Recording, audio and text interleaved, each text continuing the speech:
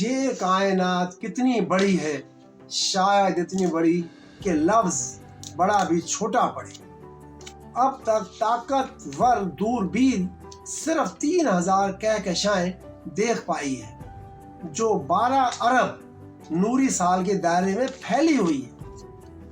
ایک نوری سال کا مطلب وہ فاصلہ جو روشنی 1,86,000 میل فی سیکنڈ کی رفتار سے ایک سال میں طے کرتی ہے۔ آپ یوں سمجھیے کہ اس وقت آسمان پر جو ستارہ چمک رہا ہے، اگر وہ زمین سے ایک نوری سال کے فاصلے پر ہے تو اس وقت ہمیں اس کی جو چمک نظر آ رہی ہے وہ 1 سال پرانی ہے۔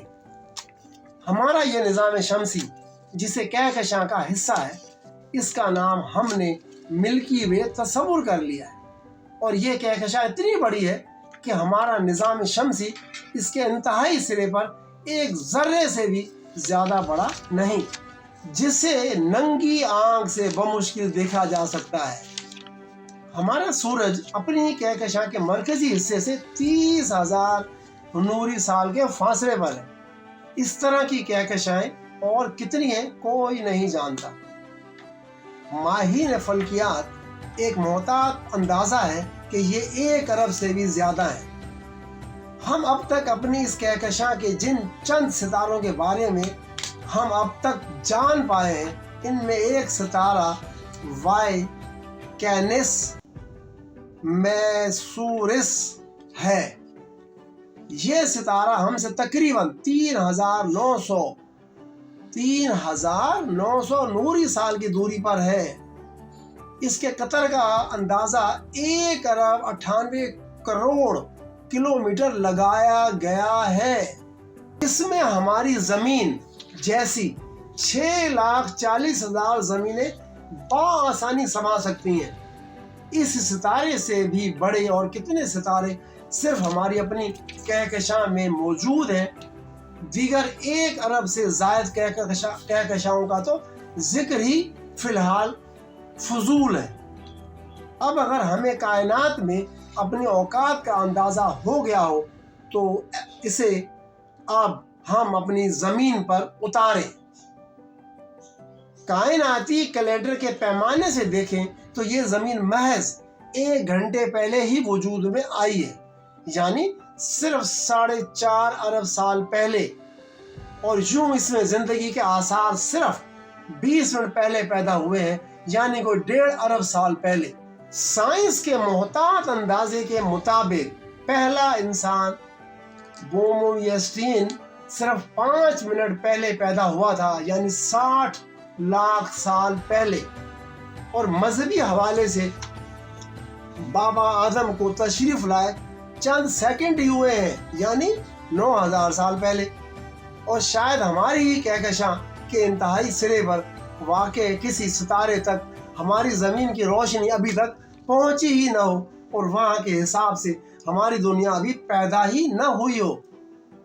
لیکن ہماری اکڑ، تکبر، الامان والحفیظ کائناتی کیلنڈر کے مطابق ہم لمحے موجود میں 1 ثانیہ یعنی ملی سیکنڈ یا شاید سیکنڈ کے کتنے ہزارویں حصے سے زیادہ نہیں۔ زمینی کیلنڈر کے مطابق ہماری اوسط عمر 70 برس کے لگ بھگ ہے، یعنی 25,550 دن۔ اب آپ ان 70 برسوں کو مختلف خانوں میں تقسیم کر کے دیکھیں۔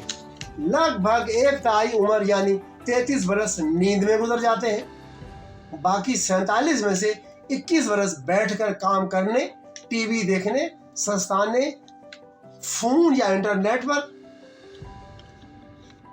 جلنے کڑنے یا تصوراتی دنیا میں صرف ہو جاتے ہیں۔ بقایا 26 برس، ان میں سے اوسطاً 15 برس ہوش سنبھالنے، سیکھنے سکھانے اور کام کی تلاش میں گزر جاتے ہیں۔ اب بچے 12 یا 11 برس۔ ان 11 برسوں میں بہت ہی کوئی ترم خان ہوا ہوگا اور اسے زندگی کی مشقت کی مہلت دی تو 4 برس اپنے مرضی کے کام یعنی لکھنا، پڑھنا، کھیلنا، سیاحت फनून लतीफ़ा में बसर करने का मौका मिल गया। मगर क्या ये सब करना हमें तब याद आता है जब हम दिन भर हंगामे में महू रहे, मगर फिर शाम हो गई।